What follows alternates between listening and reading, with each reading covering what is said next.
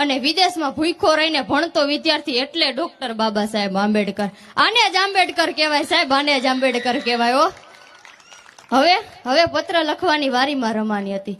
રમામાં પત્રમાં લખે છે કે સાહેબ મને માફ કરજો, પણ મારે તમને જાણ કરવી પડે કે આપણી ઇન્દુ નામની પુત્રી હવે હયાત નથી, અને આ રમેશને પણ તાવ આવે છે. તમે સાહેબ ક્યારે આવશો? સાહેબ સામે જવાબ આપે છે, રમા મને ખબર છે કે તને મારા શબ્દો અઘરા પડશે, પણ તારા દીકરાને જે રોગ છે ને એના તો સમાજમાં લાખો ડોક્ટર છે, પણ આ સમાજને જે રોગ છે ને એનો તો હું એક જ ડોક્ટર છું.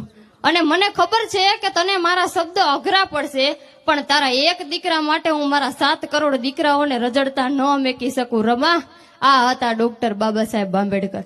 હવે દિવસો વીતે છે. હવે સાહેબ એનો પોતાનો અધૂરો અભ્યાસ મૂકીને પત્ર લખે છે કે રમા હું આવું